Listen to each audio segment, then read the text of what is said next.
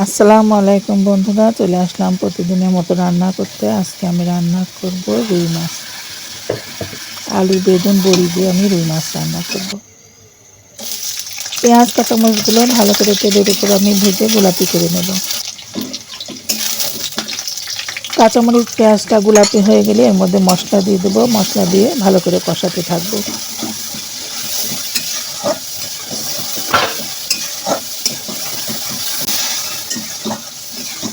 মশলাগুলো কষানো হয়ে গেছে, এখন আমি বেগুন আলু দিয়ে আলু বেগুনটা ভালো করে কষিয়ে নেব।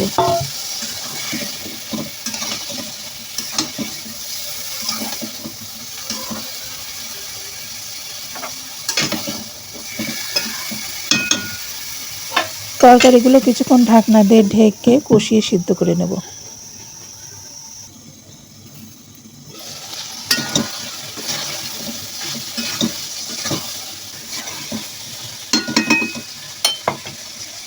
তরকারিগুলো কষানো হয়ে গেছে, এখন মাছগুলো দিয়ে তরকারির উপরে মাছগুলো কষিয়ে নেব।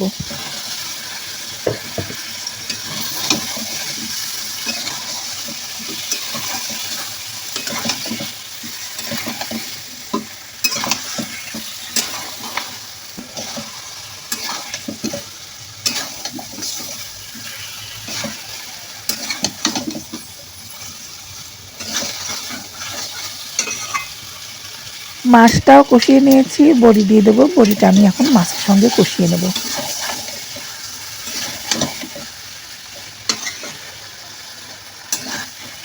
সব কিছু ভালোভাবে কষিয়ে নিয়েছি, এখন আমি পরিমাণ মতো ঝোলের পানি দিয়ে দেবো।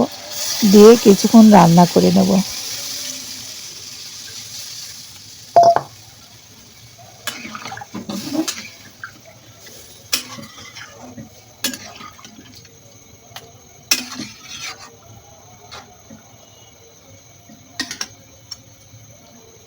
ঝোলের পানি দিয়ে মাছ তরকারিগুলি একটু উল্টে পাল্টে নেড়ে চেড়ে দেবো। কিছুক্ষণ নেড়ে চেড়ে আমি এখন ঢাকনা দিয়ে ঢেকে তরকারিটা একটু সিদ্ধ করে নেব।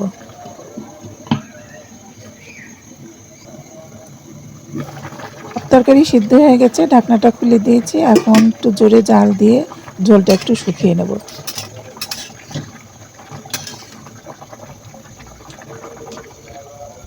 মাছের মাথাটা একটু উল্টে দেবো যাতে মাথাটা সিদ্ধ হয়ে যায়।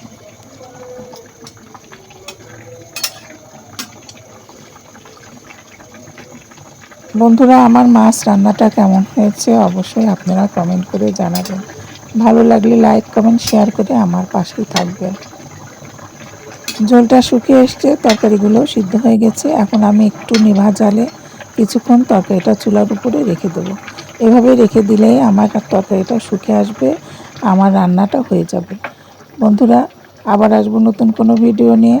ততক্ষণ আপনারা ভালো থাকবেন, সুস্থ থাকবেন আর আমার জন্য দোয়া করবেন। আসসালামু আলাইকুম।